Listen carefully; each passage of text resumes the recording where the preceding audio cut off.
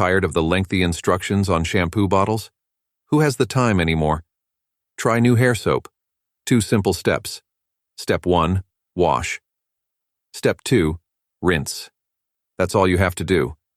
Hair soap, shampoo for idiots.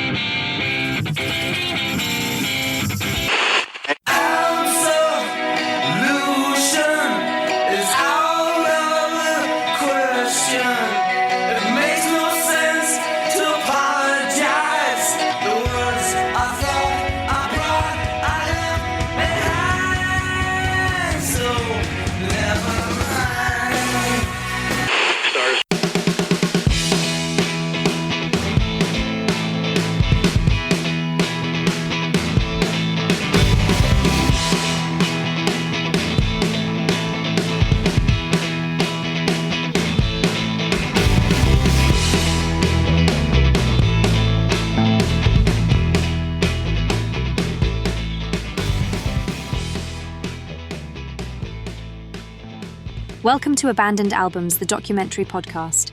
Each week, our intrepid group of researchers and music archivists dig through the record crates of the world, finding those albums that may have been lost over time. If a new artist is discovered along the way, that's all the better. Using a patent-pending algorithm and spirited debate, we pick one album to discuss. Once that is settled, we will invite the artists to Thunderlove Studio to chat with your hosts, Keith R. Higgins and Geoff Calhoun. When we're lucky, they say yes. Our mission with Abandoned Albums is simple: to make sure artists' recorded work remains, or in some cases, lands on, the cultural radar. We invite you to sit back and relax. Thank you for joining us.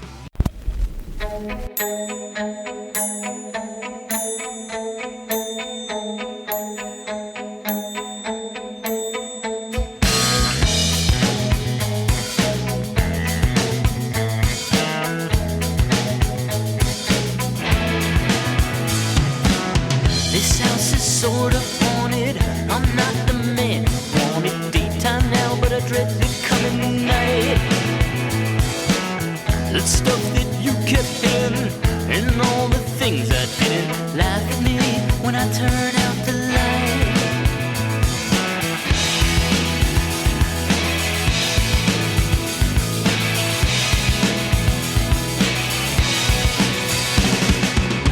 That law looks kinda crazy. Since you're gone, I'm a little lazy. Hear your voice every time that I come home.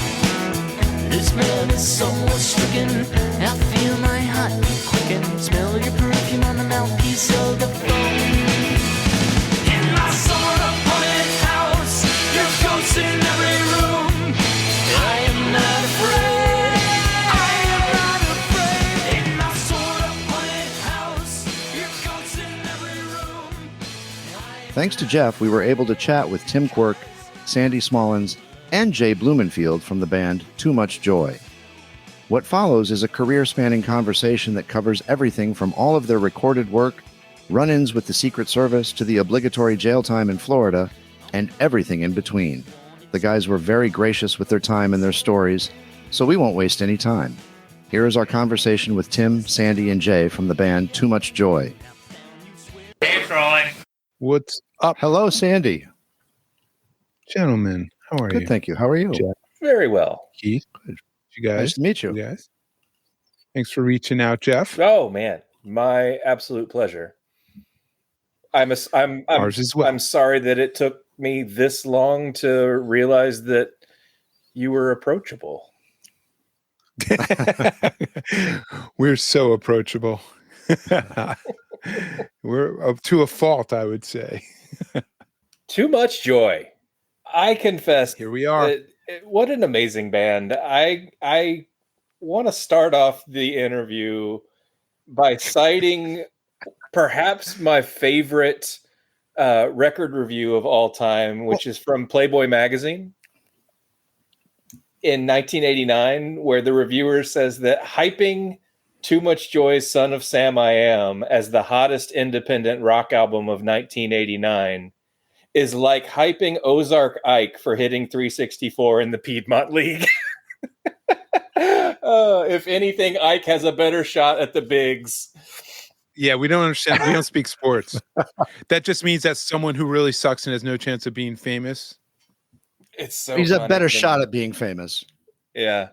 Yeah. By the way, Ozark Ike did not make it to the bigs. Just as a matter of course, are you guys going to edit this after the fact, or do you just do it straight? No, I edit. I edit. And this is where I usually interject and say, feel free to cut that bit about assassinating the president out. But this is something that you all have some experience with in terms of the president and Secret Service. Let's hear that story to start us off. Here's Tim. All right, I will tell this story. So one time we were playing, I think it was 96-ish. We were playing a club in DC, and there were a bunch of Secret Service people there. And there were lots of rumors swirling around about who they were protecting. Was it the Gore girls? Was it Chelsea Clinton? Somebody said it was the Prime Minister of Bulgaria, and somebody else said no, it was the Prime Minister of Bolivia. So we didn't know. We just knew that somebody that needed Secret Service protection was in the crowd. So we come out on stage and we start doing our first song. And as I recall, actually, I know because of the story, we were opening with That's a Lie, as we sometimes did, our LL Cool J cover. And it was very disconcerting for me as the front guy because I am used to everybody looking at me. And the Secret Service guys were standing at the foot of the stage, with their arms behind their backs and their little earpieces in. I think they were probably wearing sunglasses, at least in my recollection they were.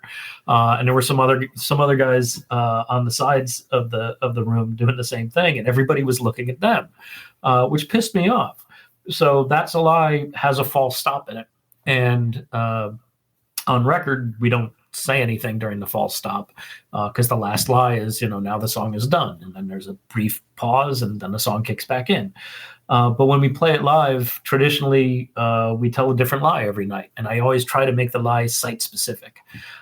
So I just start extemporizing something about the Secret Service folks and how nobody knows who they're there to protect. And then it sort of morphs into me saying, Secret Service people aren't known for their sense of humor. So I should explain to them that this song is a funny song, and the humor derives from the fact that it is called That's a Lie, and we state various things that are not true. And then my bandmates chime in with the refrain, which is That's a Lie. So that if, for example, I were to say something like, I wanted to kill Clinton, normally that would be illegal, but in this case it would be allowed because my bandmates would kick in with perfect timing and say, and then my bandmates actually did kick in with perfect timing and say That's a Lie.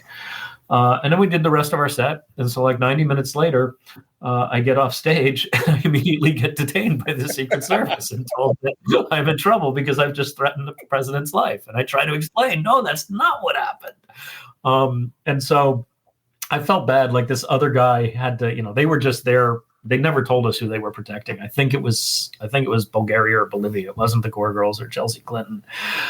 So this guy an agent had to wake up in the middle of the night and come down to this club at 1 a.m. And his name was Tim Quirk. And we had a long conversation where he had to determine if I was an actual threat to the president. And I satisfied him that I was not. And they let us go on our merry way to, I believe our show the next day was in Columbus, Ohio. He did tell us we couldn't leave town. I was like, that's not going to work. We're on tour. Oh, man. Did you ever figure out why they didn't just stop you in the mid-show and take you off stage? Like, if you were truly a threat, I wasn't there. This is in the period when I wasn't in the band, so I wasn't there and I wasn't singing That's a Lie, although I would have loved to. But why not just pull you off stage? Because there was no immediate threat to the president. They just had to determine if there is one. And I don't know what their thinking was, but I would assume it's logical that if you're in a sold out club with a punk rock band performing and you try to stop them, the odds of a riot happening are greater than if you just let them finish their set. Fair enough. And the guy they had to wake up was still asleep, right? So that did get him out of bed. Yes. Yeah. The other thing I learned from that is that when you get interviewed by the Secret Service after threatening the president's life, one of the things they ask you is if you've ever contemplated suicide. And I was trying to answer all the questions honestly, but a little voice in the back of my head said, "Hey, Tim, be careful here." Yeah. So rather than answering, I said, "Why is that relevant?" And Tim Quirk very kindly and politely explained that, well, the theory is that if you're willing to harm yourself, you're more likely to harm somebody else. Really? And I said, well, can my answer be I've been 16? And he goes, yes, that is an acceptable answer. All right. Fair enough. Yeah. Interesting. Not your only, and by the way, this conversation may run the gambit. We're going to be all over the place because your career is a rich one, and there are many worthy stories. Let's stay with politics. I'm curious if you still have the handwritten letter provided to you from Newt Gingrich after Newt and Dick Armey, which is still the funniest name in politics, bar none, supposedly became big fans of the band. Yeah, we each had our own copy. It's not handwritten. It's it's hand signed. Although it was actually the signature pen. Like he didn't personally sign it. Well, yeah, actually, we do. We know it because the guy that who got the letters told us. Yeah, the weird Republican fan of Too Much Joy. Oh no! Take that out. He's not weird. He's just. No, I mean it's weird that a Too Much Joy fan is helped usher in the shithole that we're living in now with Newt Gingrich's takeover of Congress in 1994. That's what I mean by that's not weird. That's bad. But yes, he himself is just Yes, I don't understand how you connect fandom of Too Much Joy with let's take away everybody's rights. Yeah, that's a tough connect for me. Try to bridge the gap for us because it started with theme song, right? Yeah, so the story of this one is that this Too Much Joy fan worked for the campaign for the Republicans to take over Congress in '94, and one night in the run up to the congressional elections that year, all these Republicans were hanging out in Congress, and Newt Gingrich was sort of giving this rallying the troops speech. And he said, some people say I'm a destroyer, but that's not true. It's just that sometimes in order to build something new, you have to destroy things in the first place. And so this Too Much Joy fan goes, hey, I've got the perfect song to, that says the same thing and to commemorate that. And so he ran and he got his Serial Killer CD, which has a song of ours called Theme Song, the chorus of which goes to create, you must destroy, smash a glass and cry too much joy. And in this Too Much Joy fan's telling, the night ended with everybody, including Gingrich, sort of like drunkenly swaying arm in arm and chanting along with the Too Much Joy song. And in this part may not have happened, but I like the story this way. And then they were all like smashing glasses in the fireplace. And he told us this story when we played a show in DC. And I said, bullshit, I don't believe you. And he said, well, it's true. What would convince you? And I said, give me a signed letter from Newt Gingrich saying it happened, and then I'll believe you. And then the next time we passed through DC, which we did about 4 times a year back in those days, he showed up with a letter addressed to each member of the band and to each one of us. That's amazing. Yeah. Amazingly awful. Yeah. I feel bad that we had any association with those shit.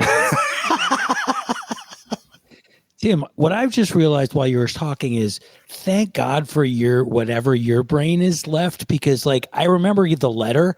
I could not have told any of the details of that story or any of these stories, frankly. It's all kind of a blur.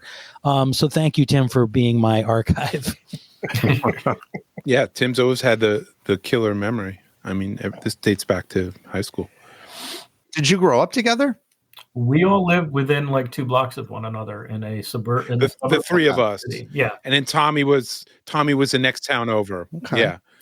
Ironically, he's the only one who now lives in Scarsdale. Yeah. He's also the only one with a recognizable New York accent, because one town over, the houses cost a little bit less than ours. You've always got to outsource the drummer. Why is that? Well, we started with a drummer from our high school.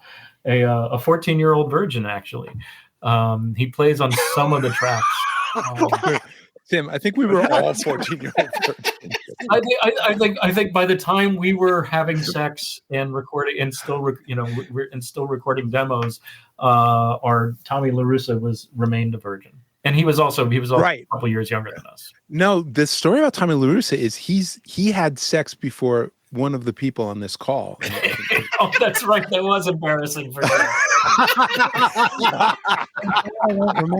Because he was a couple years younger than us. Wait, so I was a 14-year-old virgin too then? You were a 40-year-old virgin too. That's funny.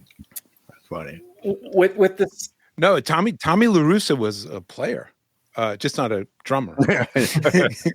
He was actually my recollection. He's a pretty accomplished drummer, but he was a little too jazzy for us. No, he's an incredible musician. He just didn't make sense for our band. We needed someone. Musicians with Tommy's. Do not fit into this particular exactly. band. He was too good for the band. Yeah, Tommy's almost too good for the band. Bill Whitman is absolutely too good for the band. The three of us just kind of like co-signed that shit. The name of the band is cited as inspired from a magic mushroom trip. Any truth to that? So I'll shut up in a minute. I'll stop telling all the stories and let the other guys talk. But this story is my story, so I will tell it. Before you say that, I was there too. It is your story because I don't really remember it. Again. Yes, I was going to place you in the room, Jay. The first time Jay and I did mushrooms, we didn't know what was going to happen. So we had, we were prepared to create lots of art. There was a guitar in one corner. There were pads of paper and pens and crayons and magic markers for drawings we might do. And to really? write down any and to write down any brilliant thoughts we might have. I'm so glad I wasn't there.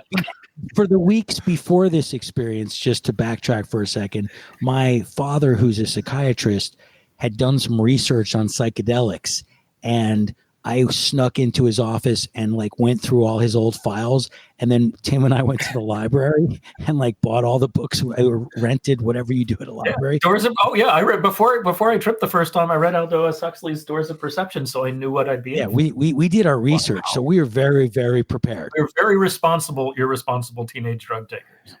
I thought it was just your older girlfriend got us a bunch of mushrooms and you guys took them. Well, that happened too, but before I actually ingested, prepped very hard, if you know what I'm saying. And then we, anyway, sorry, Tim, go on. Continue. No, you can explain what happened, and I'll have the denouement. I say what I remember, and then I shut up. Okay. So continue. Well, so basically, what happened was nothing. I mean, we tripped balls, but we wrote no songs. We drew no pictures. We wrote almost nothing down. We played a lot of music and sort of bounced off the walls for 8 hours. And in the morning, when I sort of woke up, or the next afternoon, whatever it was, in a kind of haze, I remembered having some brilliant thought and writing it down. I was like, okay, I know I wrote down something. And so I grabbed this yellow legal pad that's lying by the side of my bed. And it's so depressing because it's all just spirals and triangular spirals that I was drawing. And so it's just doodles, trippy doodles everywhere. And then in the middle of the page, in teeny tiny letters you could barely read, are just the 3 words, "Too Much Joy." And we needed a new name at the time. The band was originally called The Rave. And then we decided that was too new wave. And so we briefly called ourselves Tom Tom Macoute, which was the name of the Haitian secret police and translates as "I think my aunt is listening to me." We know that because Sandy went on a vacation to Haiti once and came back talking about that. So we thought it was cool. You could go to Haiti on vacation in the 80s. Yeah. Just to be clear. I wasn't holiday in the sunning. Well, I was, but my parents took me. Yeah. So, and we decided Tom Tom Macoute was too pretentious and hard to fit on posters or flyers. And so it just seemed like that was a good band name. Many, many years later, when I was a parent, one day my daughter, I think she was 9 at the time.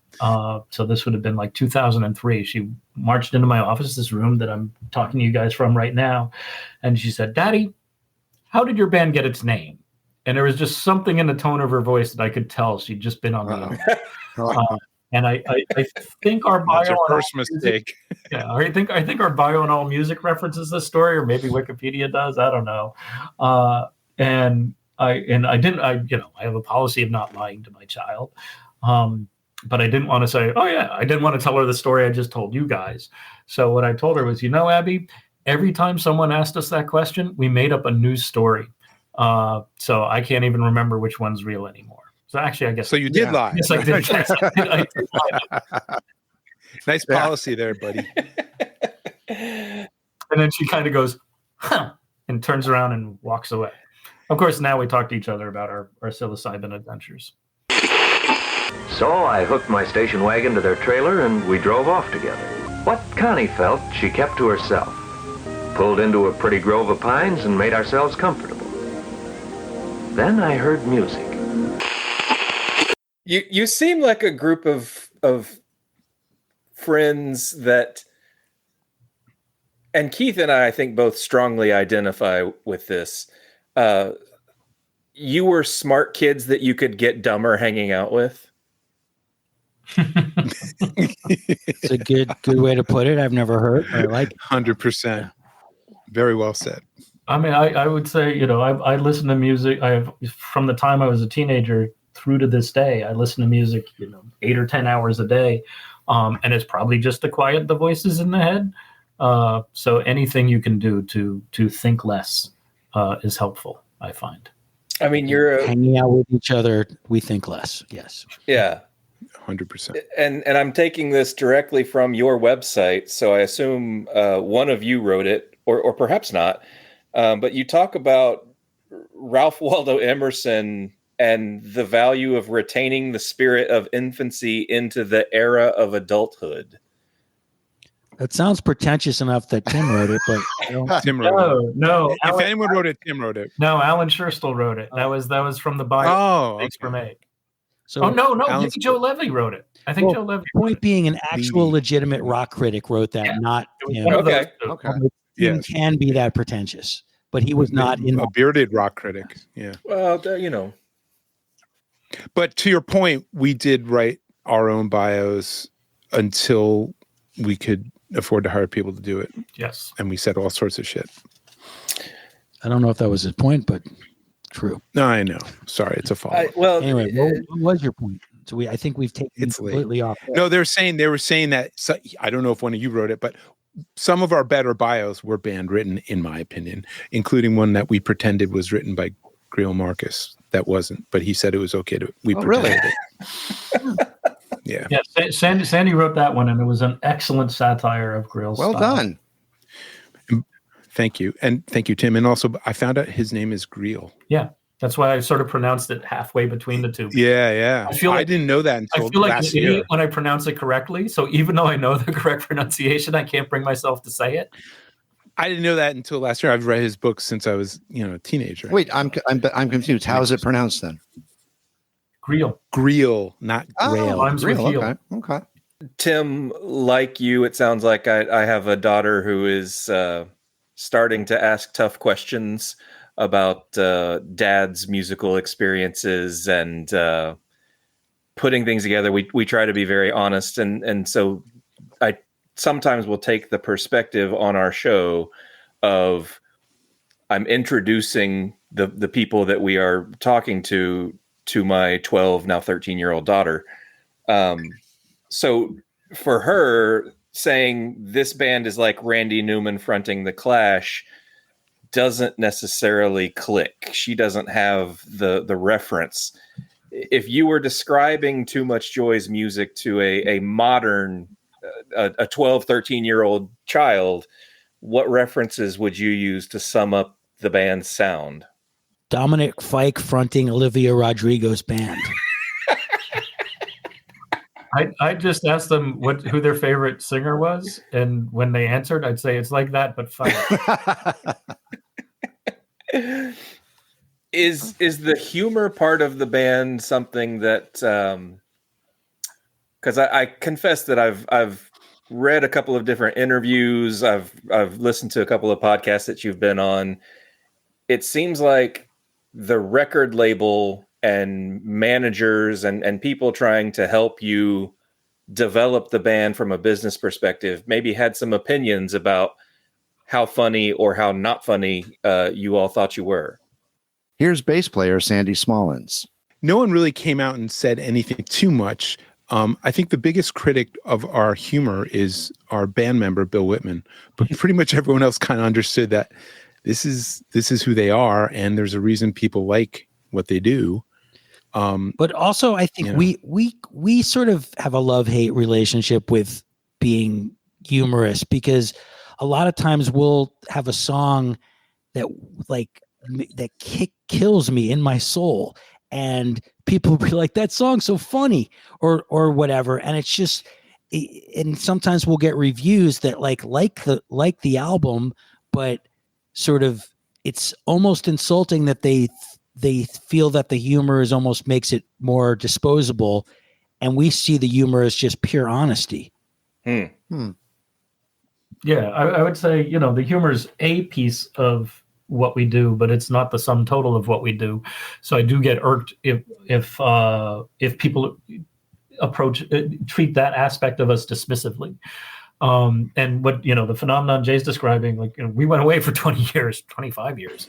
And when we came back, the first single we came back with was sort of a blistering, angry song about the state of the world in 2020 called Blinding Light of Love. And the very first write-up we got was Too Much Joy Returns with Another Wacky Tune.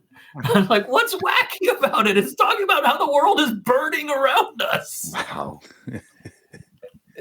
The music was always, I thought, deadly serious. I mean, you guys were a fucking killer band. And if you took the humor out of it, I don't know that it would have had the same appeal. Well, I think that's because if you took the humor out of it, it wouldn't have been us. It wouldn't be us. And we wouldn't have, like all bands I like are sort of the sums of the essence of those members, and so we see the world in a certain way, and that's what comes out of the studio speakers.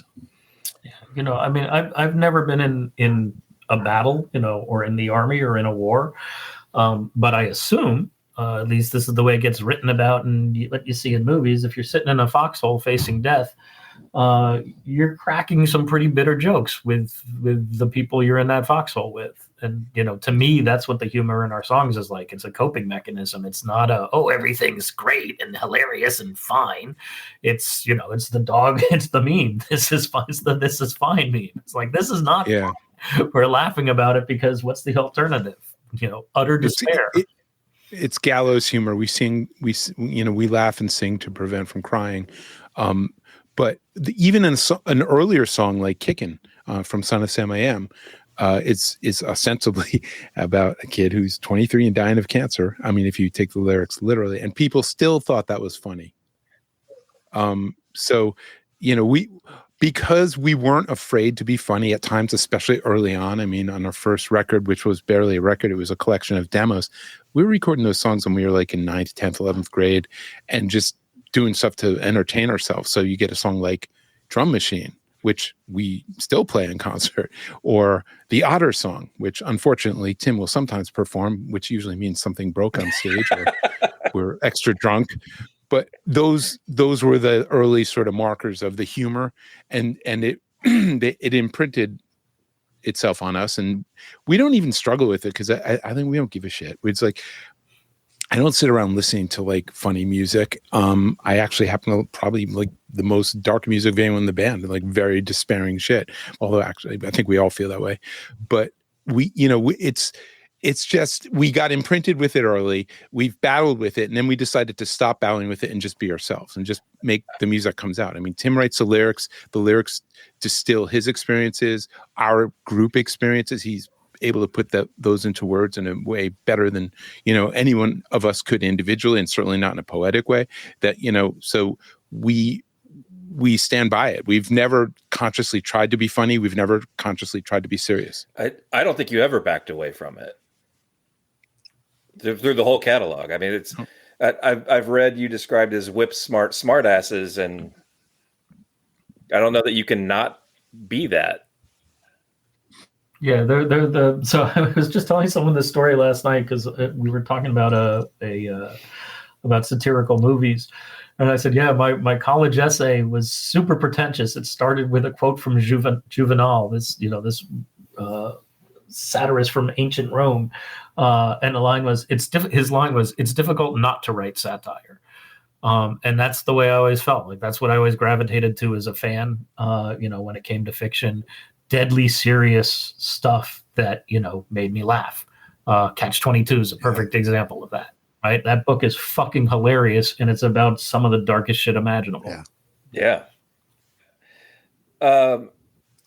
Son of Sam being, if I guess you guys consider it the second full length, Green Eggs and Crack being the first one, Son of Sam being sort of the first big push record, I guess. Tell me about having to recut that record after Bozo the Clown sued you. I mean, we didn't really have to recut it. We just had to take off some stuff. There's a lot more litigious stuff on that record. And at one point early on, we listed all the people we sampled on the back of the record. And then our lawyer got really mad at us. He's like, why are you doing that? You're giving them a roadmap. But this was 1988, 1989. This is, the Beastie Boys hadn't made Check Your Head. Paul's Boutique yet. Sampling was the wild, and it was a wild Wild West for them as well. But it was, we didn't even think about that. We just thought it would sound cool at this point if we sampled this band, and I'm not going to say their name because there's lots of samples on that record still. Yeah, and one of them was from Bozo the Clown, who has a habit of threatening anybody who uses the word bozo with a lawsuit. He doesn't necessarily go through with the lawsuits, but so the original Bozo, Larry Harmon, had a lawyer who sent us a cease and desist letter saying, hey, you can't use a Bozo sample on your record. And the timing turned out to be pretty fortuitous because we were in the midst of signing a deal with Son of Sam I Am had come out on an indie label called Alias. We were in the midst of signing a deal with Warner Brothers, and they were going to re-release the record anyway. So they wanted Alias to stop selling all their copies of the record while they repressed it and remastered it.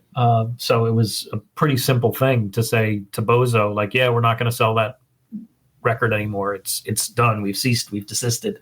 So it was really just a matter of clipping out, like an 8-second intro to the song Clowns. We did say we were taking it off the record. We didn't say we would continue to make fun of him for the next 40 years.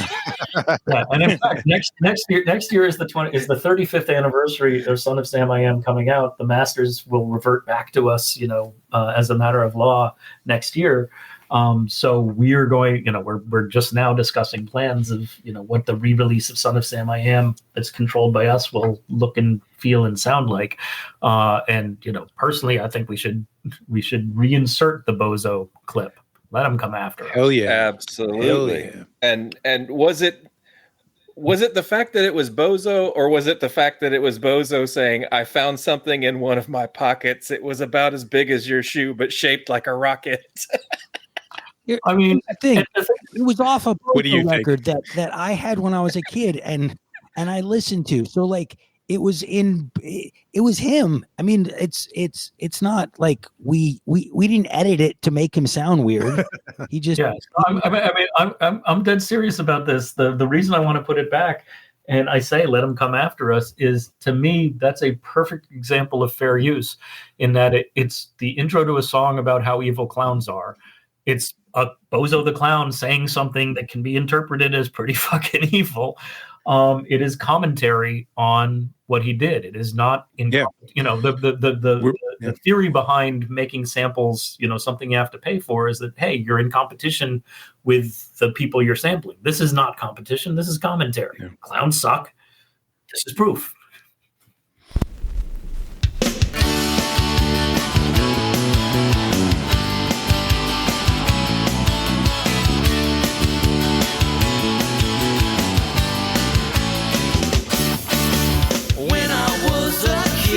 My dad had pictures of these clowns. He hung them on my wall and wouldn't let me take them down. I didn't understand, man, and I still can't figure out what those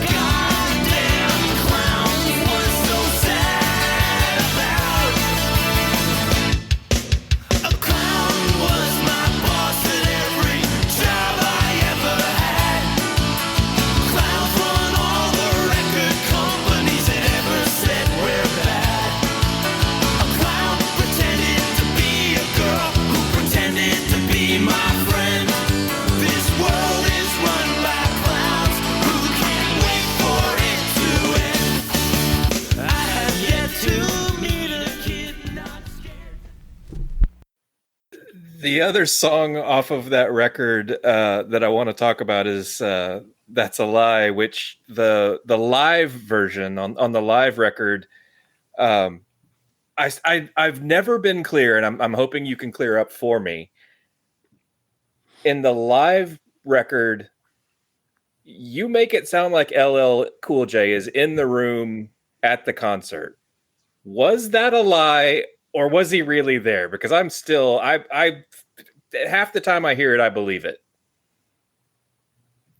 I don't recall the specific lie, but I can tell you LL Cool J never came to anyone. No, first of all, came to our video. He was in our video. Came to our video. Out of our trailer. We hung out with him, and we saw him several times since, where he kept calling me Elvis, and so he may have been there that night. So wait, why did he call you Elvis? I think. Were you wearing sunglasses back then too? I think just like maybe he thought Elvis was Jewish. I don't know. He thought Elvis was Jewish. Then he should have called me Elvis too. Back in the day, of course. Yeah, listen, that's another example. Why can a hip hop artist make a great song about all the, inflated lies that they tell people to get over, to get laid, to get famous? And then when we do it, it's funny. It was funny when he did it. That's why we loved hip hop. Yeah. And then, the story behind that song is we would drive around in our van listening to hip hop. And every time that song came on, we would just look at each other and go, this sounds like a Too Much Joy song. It sounds like a song we would write. So let's turn it into a Too Much Joy song. Nice. People talk by talking.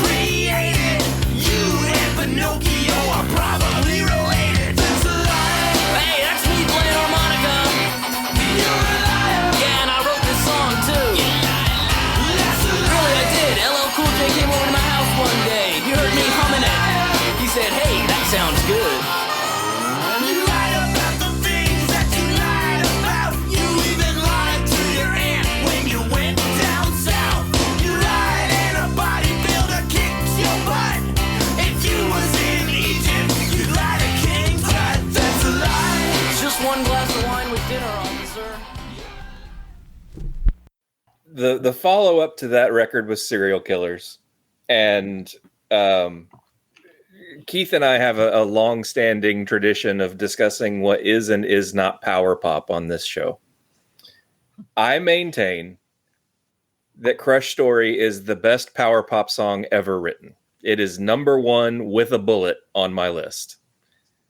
Well, apologies, Keith. You were very right. And if Keith disagrees with that, he is very wrong. I'm claiming the win here, Keith. to the victor go the spoils. Right.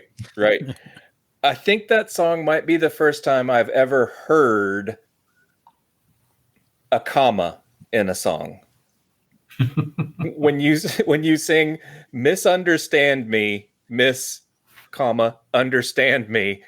Of course, the comma's not in there, but every time I hear the lyric, I go. I mean, it's on the lyric sheet. I mean, you were hearing it correctly. Tim, I think we should start saying comma when we play it live. I mean, there's a show coming up in a couple of weeks. This is now part of the lyric. Absolutely. Hey, Miss Comma. It's happening. If I remember. It is a truly perfect song in my opinion. And I applaud you for the execution, for the lyrics, for the music, for the whole thing. I think it sums up so nicely a very, very sweet sentiment about that first time that you really have a crush where your guts go, uh-oh.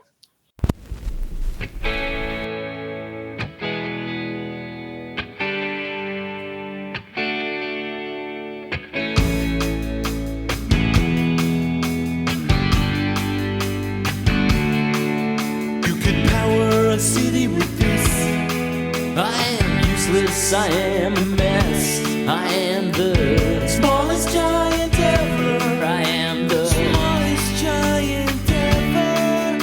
Don't know how long it's gonna last. Everything's moving fast. I am the smallest giant ever. I am the smallest giant ever. Everything you've ever said is brilliant. Anything you want to do is fine with me. This is much better than love, babe. This is a crush story. Crush story. Better than love, better than love, better than love.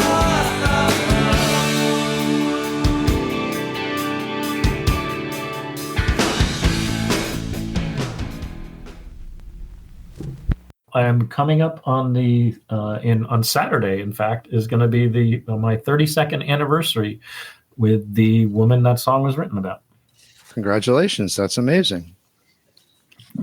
So in 5 years, she gets freed from Warner Brothers. And we can do whatever we want with her.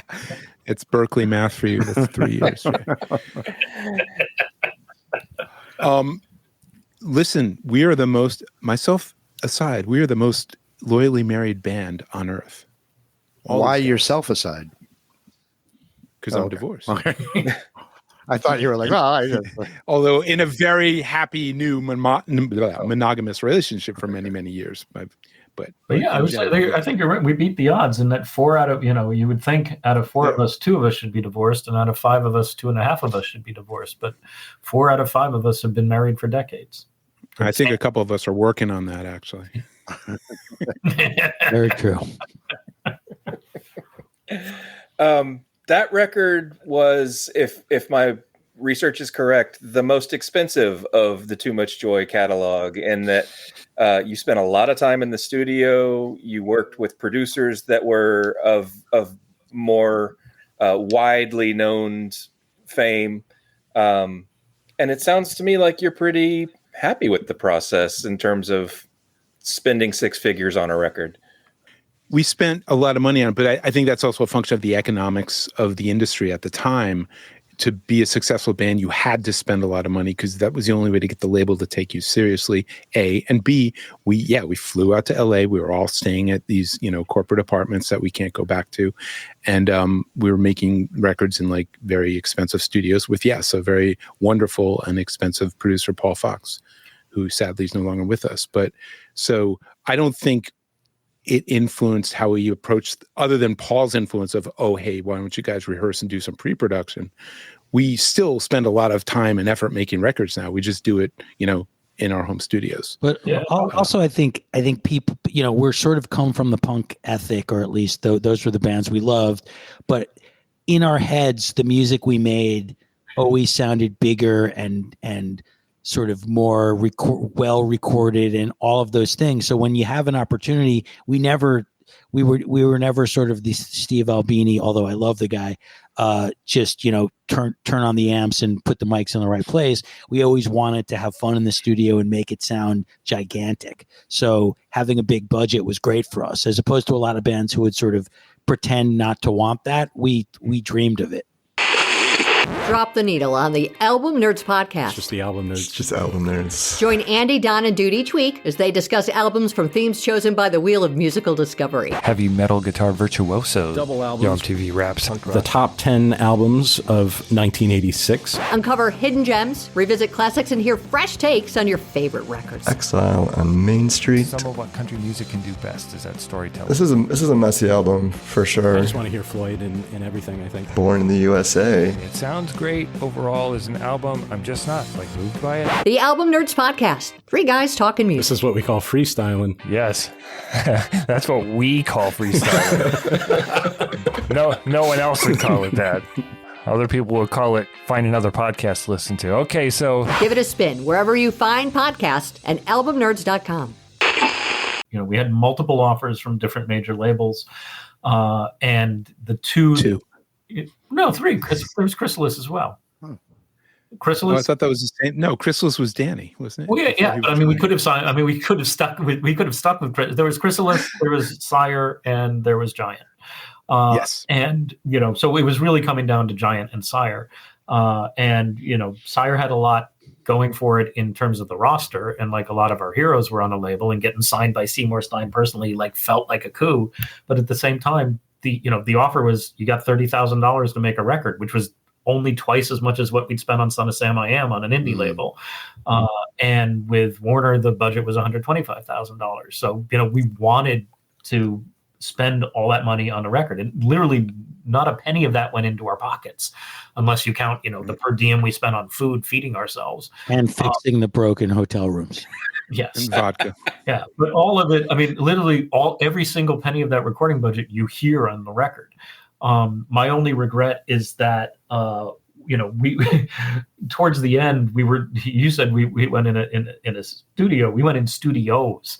We were we were finishing recording in Studio A, in this expensive Hollywood studio on Sunset Boulevard, while Ed Thacker was mixing the songs we'd already finished in Studio B, which is a really good way to run up a bill. So we went about $25,000 over budget. And when I was asked, I asked the producer, I'm sort of like the tightwad, penny pinching, keep track of every dollar member of the band.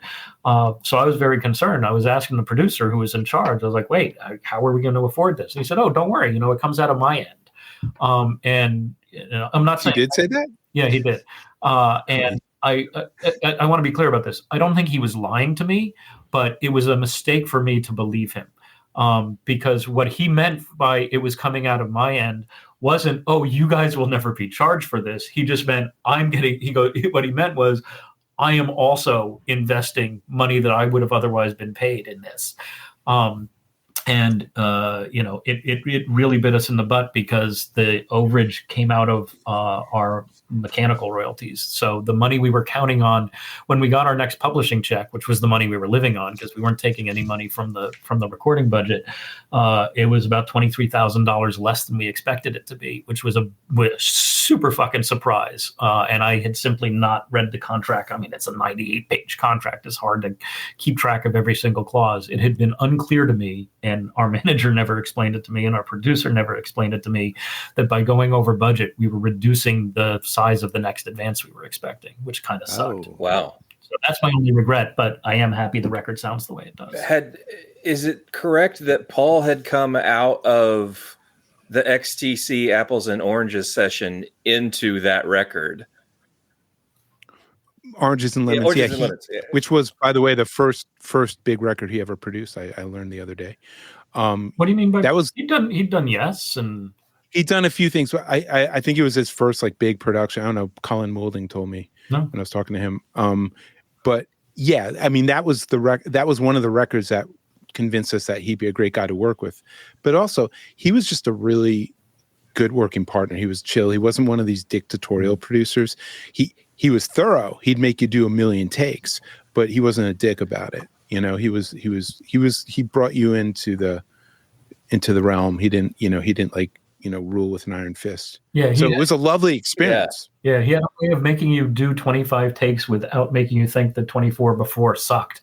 It was just like, he's like, you can do even better. Now, Tim, I heard you earlier refer to Too Much Joy as a punk band. Jay, you have been on record in the past as describing the band as a pop band. Going into that record, did you care about labels? Did you have an aesthetic you wanted to fit into? I would say by the time we were recording Serial Killers, we had already been described on MTV by Kurt Loder as a punk pop band. And these days the phrase is pop punk. But back then we had never heard the phrase before. We'd never heard anyone describe us that way. And as soon as he said it, we're like, that's what we are. Thank you. Now we know. But that was, even though we had never articulated it that way in our heads, that's what we were always striving for. But it was less about the label and I mean the label or the words of it was more, we would hear choirs and angels in our head when we wrote the songs, and we still constantly strive to get to this ideal place where the songs are like we hear them, and we don't hear them small, and we don't hear them sort of punk rock or pop live in the room. We hear them just Like, honestly, I've never quite gotten there on any of our records, but but we get close sometimes. So I don't think it's really what we are. Like what we hear in our heads could be described in many different ways. We've never quite got there, but what comes out of us is probably described as punk pop or pop punk. Yeah, when I was a kid, when I was in grade school, before I developed my own tastes, I loved music, but the only music I had to listen to was my parents' record collection, which was Neil Diamond and ABBA, and they had Tommy by The Who as well. And I loved the ABBA records, but what I found was they sounded even better when you played them at 45 or 78 rather than at 33. So I didn't know it at the time, but even when I was 8, 9, 10 years old, I was looking for music that was, just as poppy as what you heard on Top 40 radio in the mid 70s, but was played a lot faster than anyone was playing it yet. You invented hyperpop and you didn't even know it. That's pretty cool. Yeah. And I tell you what sells it for me is from a guitar perspective, and full transparency, I am a guitar player. Keith is not a musician, so we listen to music very, very differently. But for me, that record, what takes it over the top and takes it from being a good record to a great record are the backing vocals. I think your harmonies on that record are exquisite. Thanks. Thank you. We've never, we've always considered, obviously Tim is the voice of the band, but the way we hear songs is like, we bring in melodies and we end up wanting to sing the melodies we bring in. Like Jay and I will come up with parts. I'm just like, yeah, this should go here somewhere. This should go. And we arrange them together again, more like a hip hop band. I remember reading about the Beastie Boys were talking about the making of their first, record, Licensed to Ill. And they're like, we're the first hip hop band to like comp vocals and like, cut from singer to singer, and everyone would do every part. And then we'd figure out, then the producer would sort through it. We kind of do that as well. We just all hear different parts and we all contribute. Once we started making records with producers, and this started with Michael James on Son of Sam I Am, though, we would have to focus in on okay, well, if I'm going to sing this, you should sing in this interval. And we wouldn't use that language because we don't speak that language, but we would start to figure out which things tended to sound good better, sounded good together. And that's something we still do. I mean, we still figure out who's singing the song when we're in the studio making it, recording it. There are songs that Jay wrote on the last record, or I wrote on the last record, that Tim sings or I sing, or and it has no relevance to who wrote the song because it just was a decision in the moment who sounds best at this part. Yeah, and then it might all change again live. Interesting. That's about the same time that I was starting to get into radio and having a little bit of influence in radio. And I've always felt that Susquehanna could have been your big hit lead single if it weren't for the F-bomb.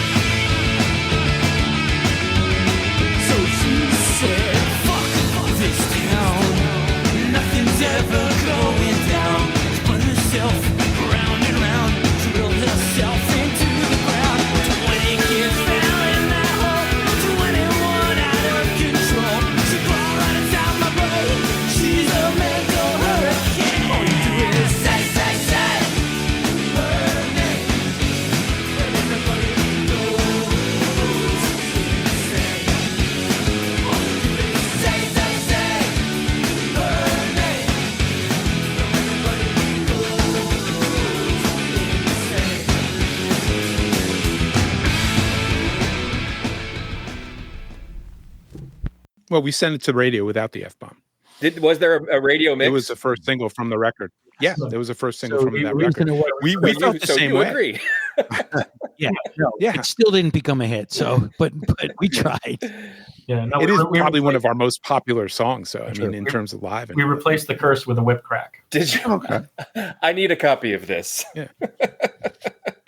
The next record is my favorite Too Much Joy record. I've spent countless hours with Mutiny. There are multiple songs on this record that I feel like should have been mega hits. I wonder if my read on Donna Everywhere is correct. The lyric in the song, the lights went down, the lion roared, and Donna got down on the floor. I wonder if somewhere you have either directly or indirectly influenced Alanis Morissette. I'm sure she lifted stuff from us.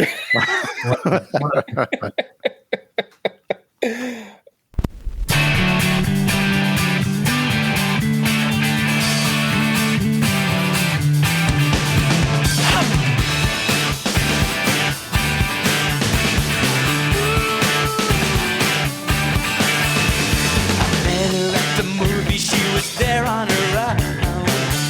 A bargain matinee. Seated as hooded, she sat right next to me. Can't remember what did that day. She leans real near. She whispers in my ear. I blink, she grins, choke out my eminence. The lights went down. The lion roared. Donna got down on the floor. I'm losing my mind, but I don't care. I see Donna everywhere. Down by the lakeside in a long chair. Donna, Donna everywhere.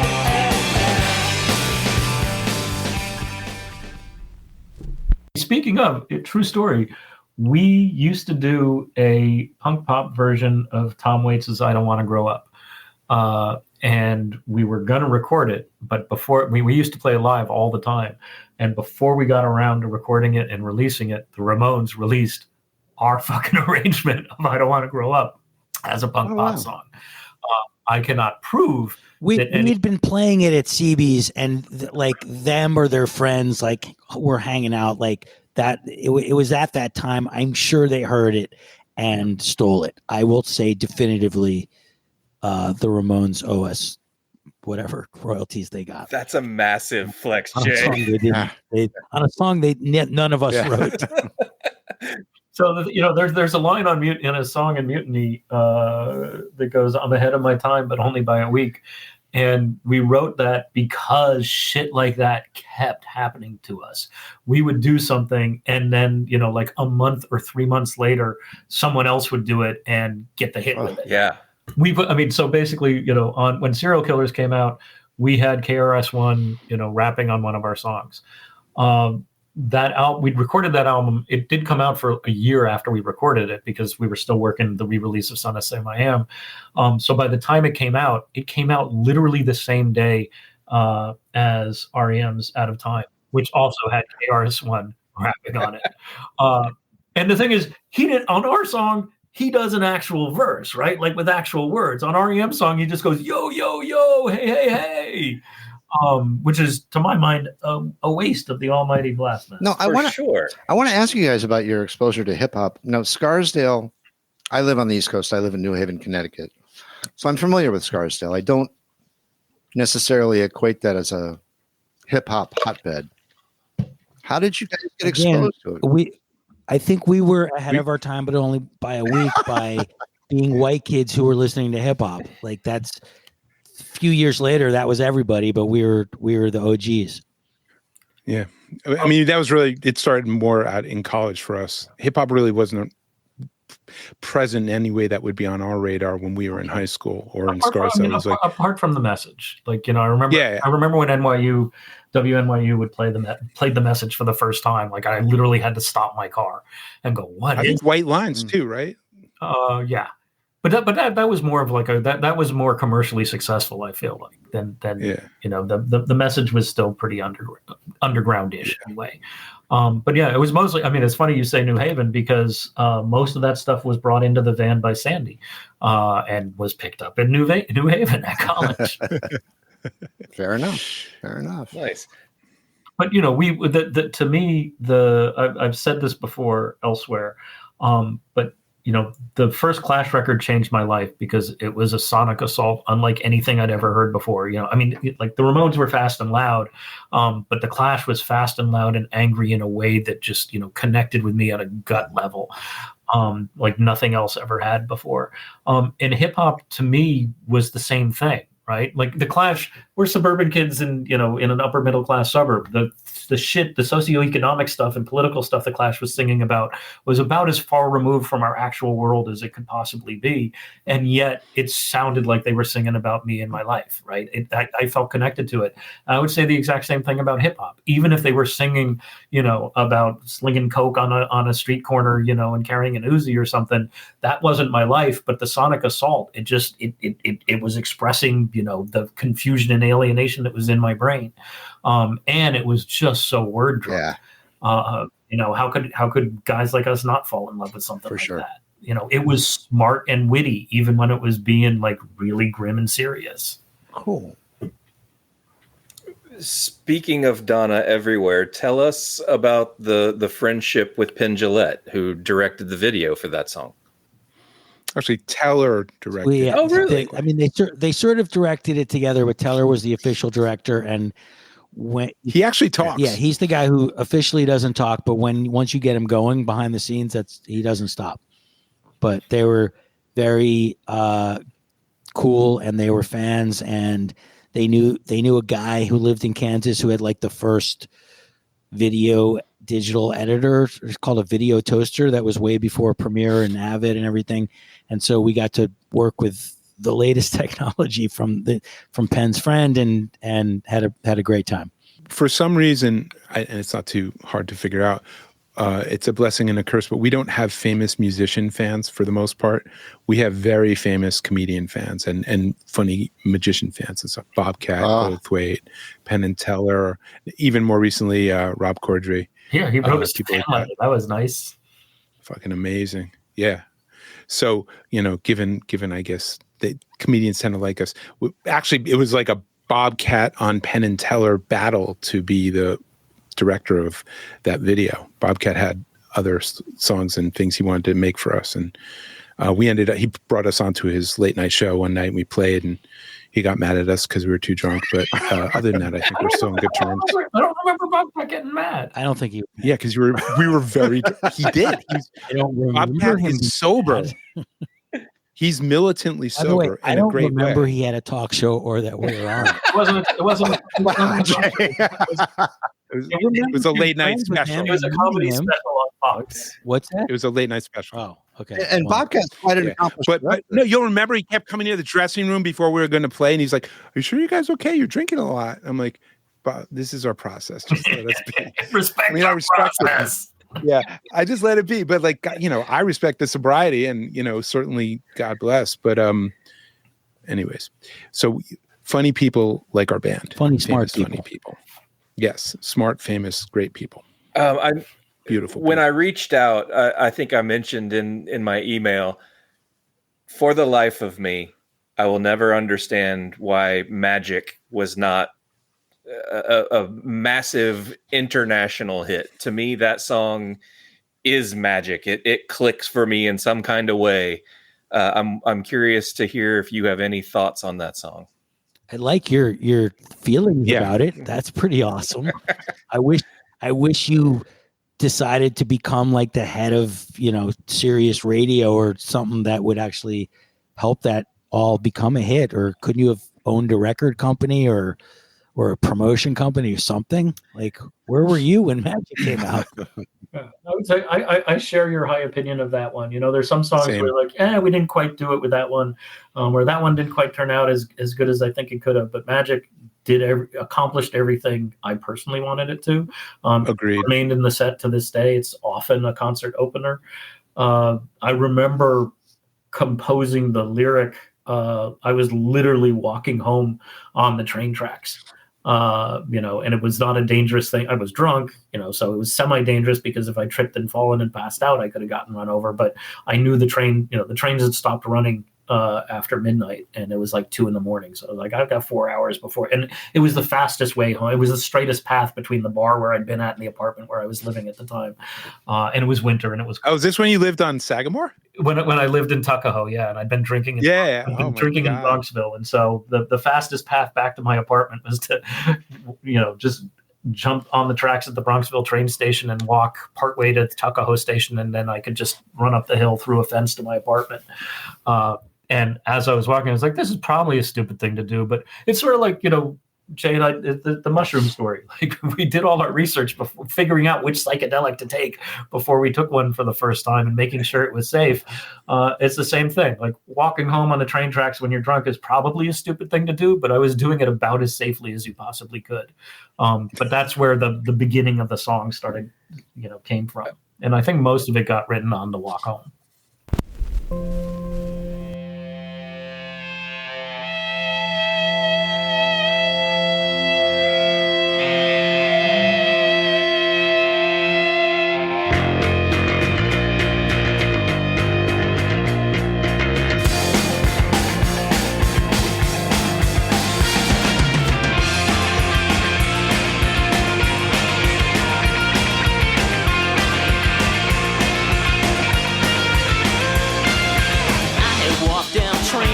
Walk down train tracks, drunk at 3 a.m.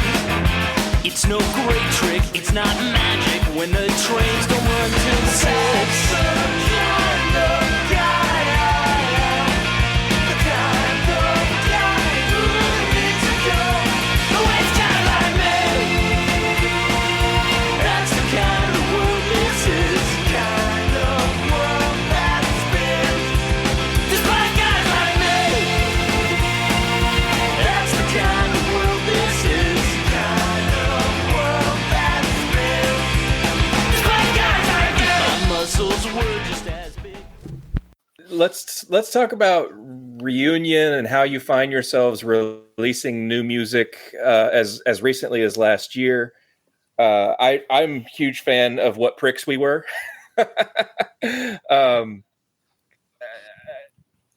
You've got half the band on the West Coast and half the band on the East Coast. This is not like, oh, well, we all live in the same town. Let's get back together in Tim's basement again.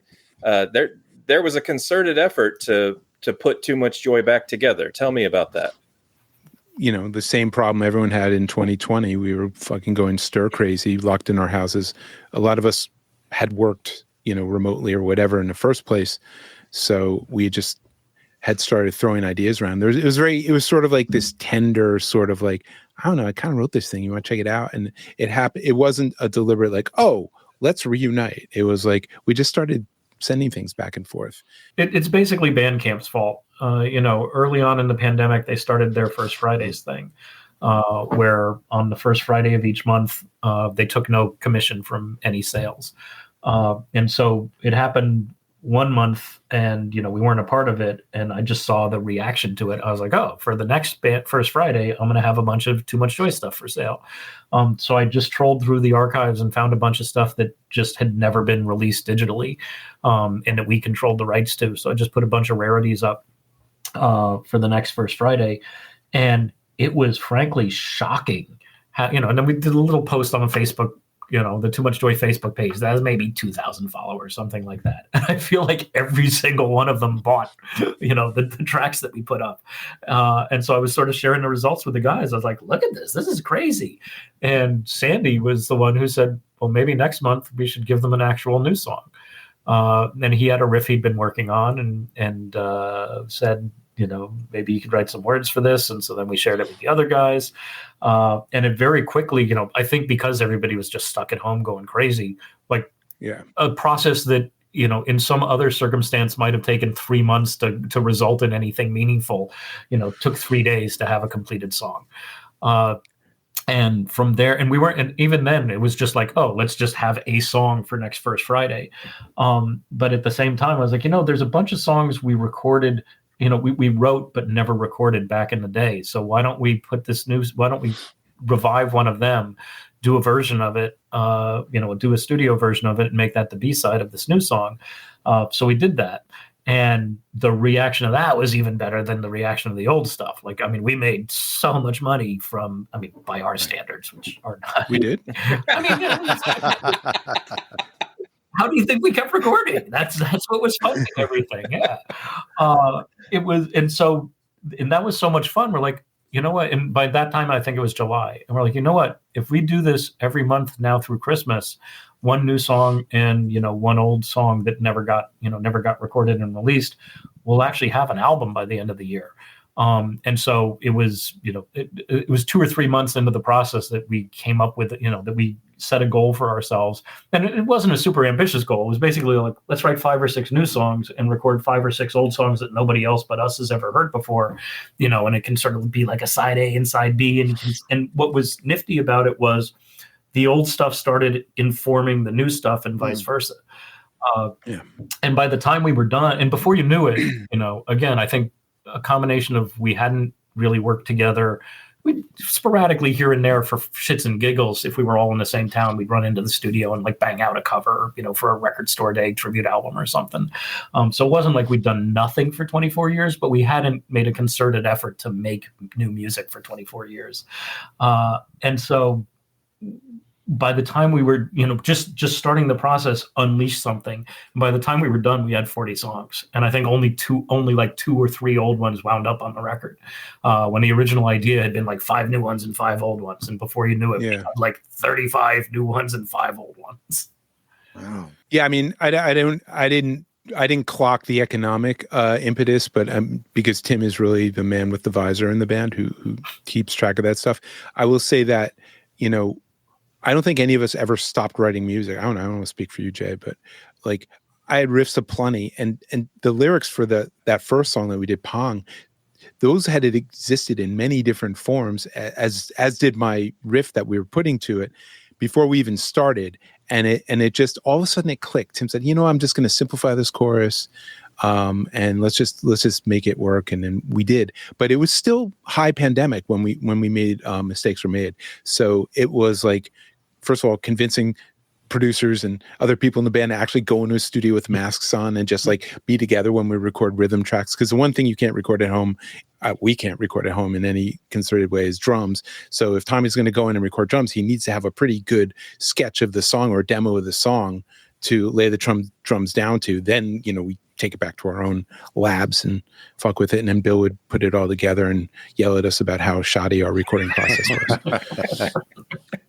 Fair, and deservedly so. I mean, I think we've all gotten better at it now. I mean, we could, as long as we can record drums somehow, we could make an album and never see each other in person. I think a lot of people in the band would prefer it that way, but not me. I like to be in the room, but now we've gotten just good enough. Like Tim self-records, I self-record, Jay self-records. Jay's son is a musician and producer who helps him. Tommy's son, well, I don't know if Tommy's son helps him do anything, but he is a musician. And Bill has a fat-ass studio in his house 5 minutes away that I've never seen.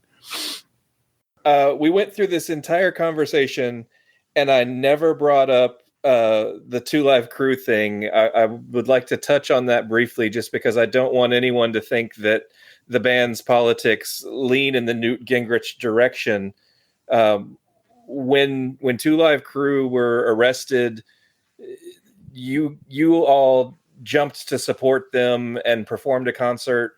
Were you closer to actually being arrested in the Two Live Crew thing or the Secret Service thing? Because it sounds like we got arrested. We went. You to were jail actually booked. Two Live Crew. We went to jail. Yeah, we went to jail and went on trial and were acquitted. It was a shitty time for the music industry. Help me understand what exactly happened. Talk us through who don't know the Two Live Crew story. Tim, you do it.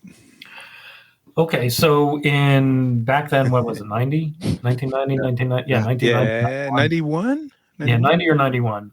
Florida was Floridaing. Florida's going to Florida. It was being its whack-ass self. And a judge in Florida had issued a ruling that Two Live Crew's album, As Nasty As They Want to Be, was obscene, which is completely anti-constitutional and stupid and wrong.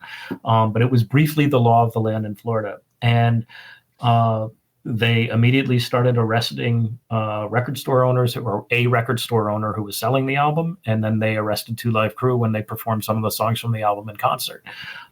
This is horrifying, crazy shit that happened in America. I mean, less surprising. Yeah, let's see. Less surprising today than it was back in 1990, but still shockingly wrong. And we were in the middle of recording Serial Killers when it was happening. So we were by that I mean we were sitting in the lounge getting stoned and watching Star Trek: The Next Generation and MTV News while Paul and Ed Thacker were mixing the songs. Yeah, exactly. So we're watching like the news about Two Live Crew being arrested, and I think Sandy was the one who said we should go down there, and do a protest concert of all Two Live Crew songs and see if they arrest 4 white guys for singing the same things. And our publicist was standing in the room at the time, and she goes, "That's a great idea." And so we also my ex-wife, by the way, just to be clear. That wasn't such a great idea. No. Don't say that to my kids, Jay. Fuck you. So anyway, as we're brainstorming this, like it turns into this See you great next thing. year. We're like, we should get all these different alternative rock acts to go down. We'll book the same club, and REM and Sonic Youth and Too Much Joy will all go down. We reached out to Bon Jovi and Madonna. Yeah, we'll all do one Two Live Crew song. Nick Navarro, the sheriff in Broward County, will have to rent 10 school buses to cart us all off to jail if he even dares to arrest us. And we fell in love with the idea, and before we knew it, we booked the club. We had a date, and we announced our plans before we'd actually gotten anyone else to commit. And so all of a sudden, all these bands that were like, "Oh yeah, that's a great idea," we're like, "Oh, I'm booked that day," or "Yeah, I don't think so." I remember I personally asked Peter Hook from New Order, because we were at some Warner Brothers party in the bathroom, and I said, "Look, we're going." Which is when you always talk to rock stars. Absolutely. Always when you're peeing. Yeah, and so I asked him to join. He goes, hey, "I won't do the British accent," but he goes, "No, mate, I've been in the Nick enough as it is." And so we wound up having to do it by ourselves, which made it look like it was nothing but a publicity stunt. But it was our attempt to say, "Hey, this fucking law is crazy and needs to be reversed." And I'm proud to say it had the intended effect. We got arrested. We spent a night in jail. We got some ACLU lawyers pro bono to defend us. We each had our own. And we had a 3-day trial in Florida. And the jury acquitted us in 15 minutes. And they said it would have been faster, but some of them had to go to the bathroom. And as soon as the verdict came out, the DA said, "I'm no longer prosecuting cases like this. The people have spoken." Yeah. That's awesome. Yeah. I want to correct the record about one thing. There's one band that did agree to go, but then by that time we were like, "Oh, let's do it ourselves." And that band is 24/7 Spies. Okay. Really? I thought it was 11th Stream Day for some reason. No, they didn't like us at all. But We you were don't selling have to like t-shirts us. during their set. You don't have to like us I to know. do the show. Maybe them, but I specifically remember 24/7 Spies going, "Yeah, we'll do it." Oh, why didn't And we? we're just like, just kidding. Wait, that's Really? a band? I Yes. have no recollection of 24/7 Spies saying it. I do remember that. I And if I remember- remember it probably happened because I don't remember anything. No, my recollection was that there was one band that was at our level in our genre that said yes, and I'm like, well, that's not One sexy. could say they're in our genre. Can we name the band? I said 24/7 Spies. Okay. Were they were sort of in our genre. I don't remember. Well, thank you. Anyways, I just feel bad because we always say no one wanted to do it, and I want to correct the record. And Sonic Youth said no for sure. Sonic Youth said Other no. people wanted Peter to do it. They Hook just had definitely better PR people who said, maybe you shouldn't do it. We learned a lot in jail. Yes, protect your milk is the main lesson. And that's not even code. Somebody stole Sandy's milk. now, wait. I was very thirsty. Isn't Tommy a cop? Yeah. Yeah. Tommy barely escaped arrest. So Tommy he snuck out. He was willing to get arrested, and I'm still proud of him for that to this day. Yes. But he was cleaning up his drums on stage while we were hanging out backstage. And so, because we always just leave him to do all the heavy lifting, and the cops came in wearing Hawaiian shirts and fingerless gloves, because fingerless gloves, and they're obese, and just like they are today. And they said they gather us up, and then one of them goes, well, "I think there was a fourth one," and then the other one's like, "No, he didn't sing," and then another one said, "Yeah, but I saw him mouthing the words." And then they looked around for him, they couldn't find him, and they took us away, and he was still on the stage cleaning up his drums. No, that's not. He wasn't. I just found out recently he had run out right after the set to the bar next door so that he could avoid getting arrested. Someone else was breaking down his drums. He was strategically hiding out. I believe my story. I don't care if Tommy told you otherwise. I'm sticking with my story. Did he think that he would lose his job as a police officer? He would have lost his Yeah. job if you get arrested for a felony. At least when back in the day. Nowadays they probably give you a promotion, but in New York, that would have been the end of his job. Especially in Florida, right? Boy, how is it possible? Florida's a shittier state now than it was in 1990. It's fucking. At least they got rid of that the trans care ban, but that fuck Ron DeSantis. Just if our politics aren't clear, fuck Ron DeSantis. It's funny. It's funny you say felony, Sandy, because it was supposed to be misdemeanor charges. Yeah. And they were so pissed at these, uppity New Yorkers coming down and telling them their business that they charged us with felonies, mostly so they could scare the shit out of us and put us in the scary cell with the real fuckers. Where our new friends. Those guys are our friends. We're pen pals with them. They're still locked up, of course. No, I mean, but it's actually true. They threw us in there thinking like, oh, these guys are going to learn a lesson. We get in there and everyone's like, what are you doing here? And we explain what we did. And they're like, yo, Luther's my buddy. I think they were all distant relatives of Luther Campbell. Yes. We were basically heroes in the felony cell. Which was nice for like 3 We were hungover and wearing day glow. It was a mess. It was terrible. And they took my milk. That is one guy took your milk. Amazing, gentlemen. Yeah. That's all it takes. And I am really enjoying the visual of picturing the three of you singing, "Hey, we want some pussy." It's good stuff. Well, unfortunately, the problem is we were able to see the police videotape of the show during the trial, and we should have gone to jail for that. Yeah. We were so fucking nervous. We were all drunk before we played, which we don't usually do, but we were pretty nervous, and the performance was fucking horrific. Yeah, I think we were rehearsing using their music like through the monitors so we could like sing along. We should have performed like that too, because the songs actually work if you know what you're doing. We didn't. It's true. During the trial, we had to sit through the entire performance, and it was literally the only moment. I mean, the thing is, the law is so crystal clear. In order to convict us of an obscenity charge, there's a 3-pronged defense, and if the state couldn't prove that any one of the 3 things wasn't true, we got off. That's the way the law works. So one is it couldn't be a political protest. I literally introduced the show by saying, "Welcome to our political protest." So, like, that's the end of the case right there. It was really funny watching the DA try to get around that. He goes, he's talking to the jury. He goes, "Despite the singer's self-serving assertion that this was a political protest, it was not a political protest." Like, great argument, dude. The second was it had to appeal to the prurient interest, which meant that we had to turn people on. Duh, that was not happening. Not happening. And number 3 was it had to have no redeeming artistic or social merit. One thing they could have maybe gotten us on. Yeah, they definitely could have gotten No, except our expert witness was Anthony DeCurtis. He was your expert witness? Anthony. That's great. Oh, yeah. Yeah, dude. And it was great. And the thing is, showed up.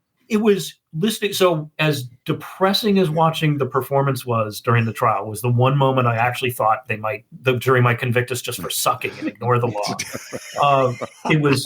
The flip side of that coin was listening to Anthony DeCurtis give this really intellectual dissertation about our music. And so like one of the songs we did was because we had to fill out the set. I think we did like 5 Two Live Crew songs, a couple of Too Much Joy songs that fit in, like our cover of That's a Lie. And then we ended with Please on My Back. Yeah. No, we ended up with I Fought the Law. I Fought the Law. Yeah. And so Anthony DeCurtis is explaining that what was interesting about our version of I Fought the Law was that we weren't covering Bobby Fuller 4's version of I Fought the Law. We were covering the Clash's version of I Fought the Law.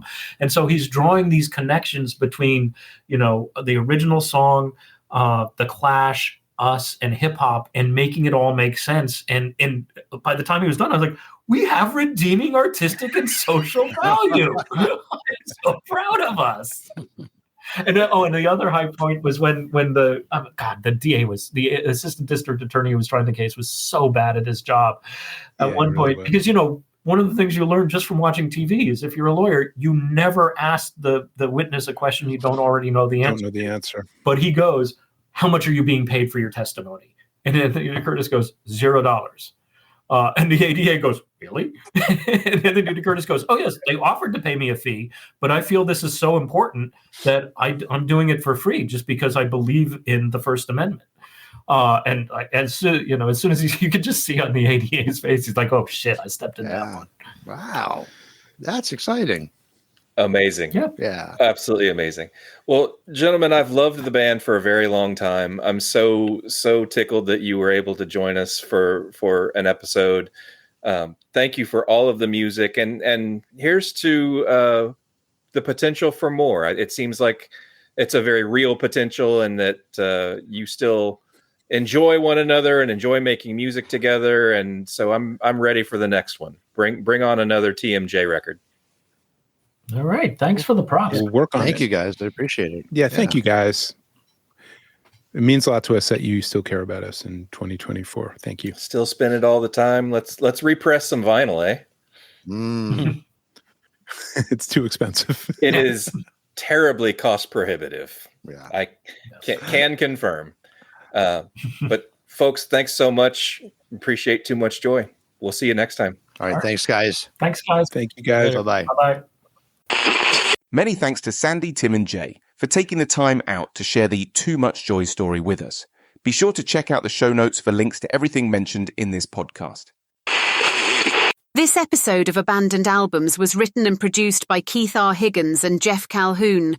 The show was recorded at Thunderlove Studio, where it was engineered by Daphne Morris, with help from Penetration. Abandoned Albums was edited by Vic Titball, with help from Clem Fandango. At the beginning of this podcast, you were treated to a diverse selection of music, including the soulful sounds of Forever by Little Steven and the Disciples of Soul, the indie vibes of Velvet Roof by Buffalo Tom, and the raw energy of Nevermind by The Replacements. Our theme song is Kiss the Earth by The Renegades. You can stream all of these artists wherever you stream your favorite music. The songs you heard during this podcast were Sort of Haunted House, Clowns, That's a Lie, Crush Story, Suska Hoyu Hat Company, Donna Everywhere, and lastly, you heard Magic. You can stream Too Much Joy wherever you stream your favorite music. Be sure to check out the show notes for links to the band's Bandcamp page. Please remember to support independent music. Original music by Mike Pellegrino. If you like what you've heard, please remember to subscribe and leave us a rating. It helps other people find the podcast. Thanks for listening. Grazie. Bailey Leaf, Rob Janicki, Mike Pellegrino, Thurina Bella, Eric Beatner, S.W. Loudon, Ronnie Barnett, Michael Janicki, Peyton Janicki. This show's executive producer is Lulu McGillicuddy and is in the loving memory of This is Thunderlove. Abandoned Albums receives funding from Damon Pharmaceuticals, the makers of Ben Affleck. Ben Affleck is the only chewable tablet made to combat stomach unease associated with mediocrity. Taken daily, Ben Affleck can help combat explosive gastrointestinal shame. You can find a multitude of flavors in the incontinence section of your local pharmacy. Ben Affleck, save yourself the embarrassment. The side effects include dry mouth, headache, anal leakage, muscle soreness, bad decisions, gender confusion, constipation, evil spirit possession, and banality. Use only as directed.